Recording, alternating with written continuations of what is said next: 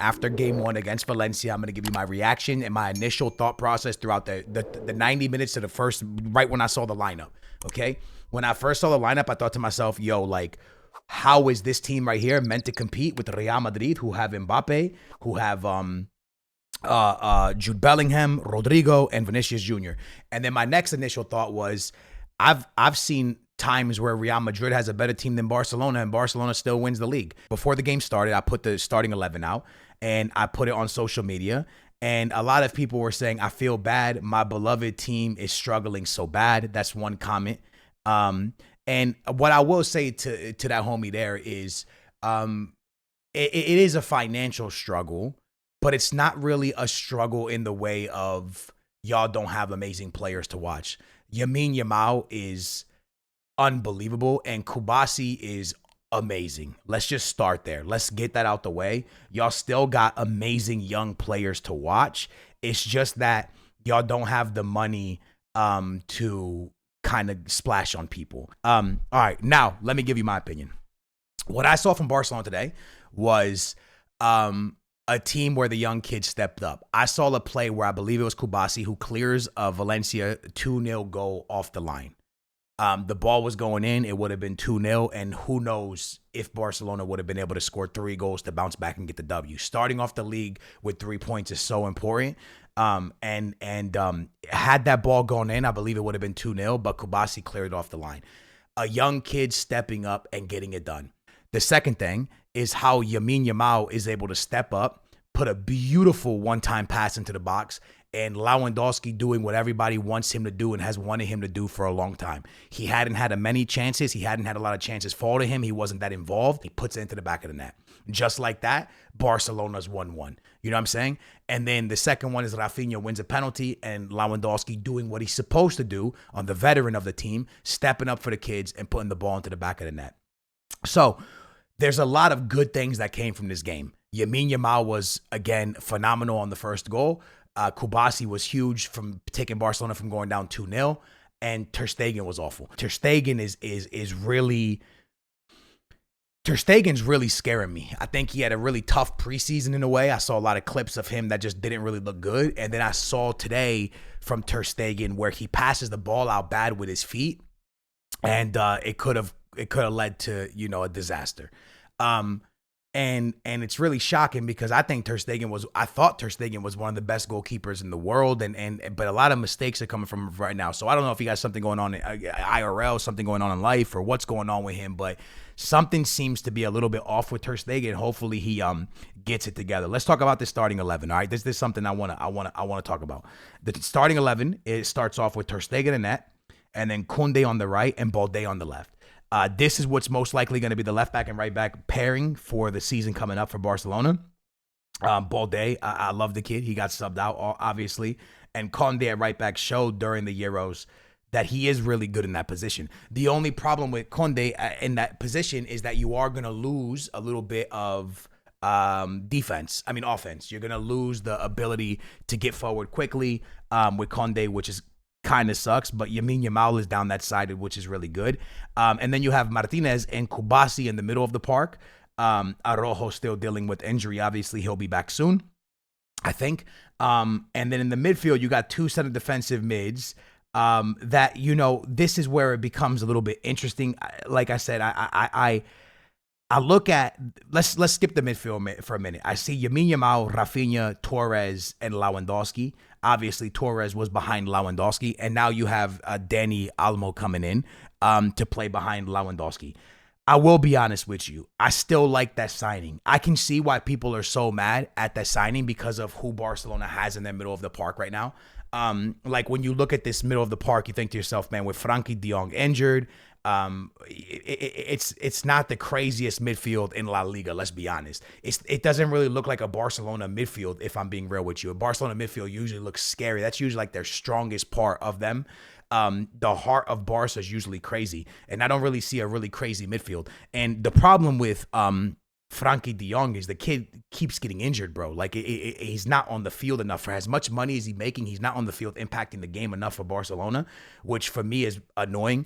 I've said for years as a neutral, and I know I got stick even like 3-4 years ago when I was saying that Frankie de Jong should leave, and Barca fans like, you're crazy. He's the most talented midfielder we have. I get it, but like he's making too much money, and now you hindsight, like I didn't know it was coming, but the dude hasn't been on the field a lot over the last few seasons. So I just think that it's not a good look. But regardless, it is what it is. It's what they have. I do think Dani Almo is going to help this team a lot. I think that he is going to be a massive help to the team, especially if they play him behind Lewandowski. Again, Torres is a great player. Torres is awesome, but Dani Almo is an absolute stud. Mind you, Pedri's missing from this team. Gavi's missing from this team. There's a lot missing.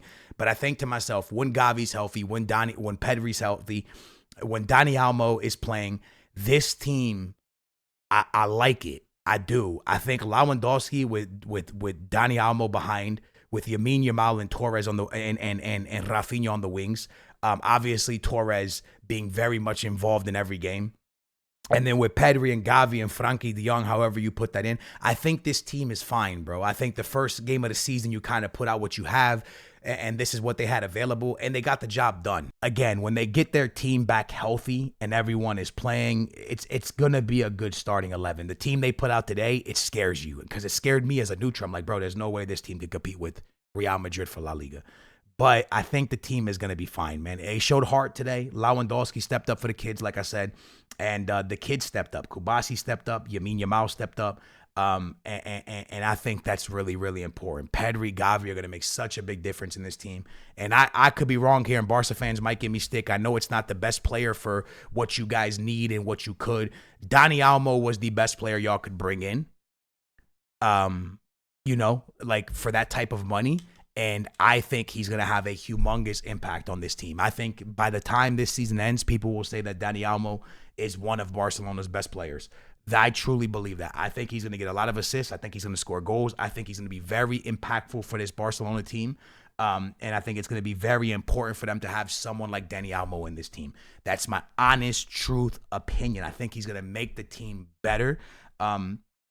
Because, again, even if Torres is nice, even if Torres deserves this, deserves that, the truth is, in my opinion, you need more players. It's not enough. You look at the bench, obviously Pedri got subbed on, but you look at the bench, you think, all right, but who plays behind Torres? Who plays behind Rafinha? Dani Almo is going to help this team be better all the way around. And I think that he'll have a humongous impact in this starting 11 of Barcelona. But in the meantime, and in between time, they got the job done. Against a Valencia, tough game. You have to go to Valencia. You also go down pretty early. You go down, not early, but 44th minute. But you're able to turn it around quickly and show heart, show character, show that Barcelona fuerza, and being able to kind of get it done. So, in my opinion, a W day for Barcelona. Wasn't their strongest 11. Wasn't the best 11 that they're going to put out throughout the season. But it was an 11 that got the job done. And I think that's really, really important. Again, dude, they're not in the situation Real Madrid's in. They're not. Financially, there's a struggle happening. Everybody knows it. Everybody can see it.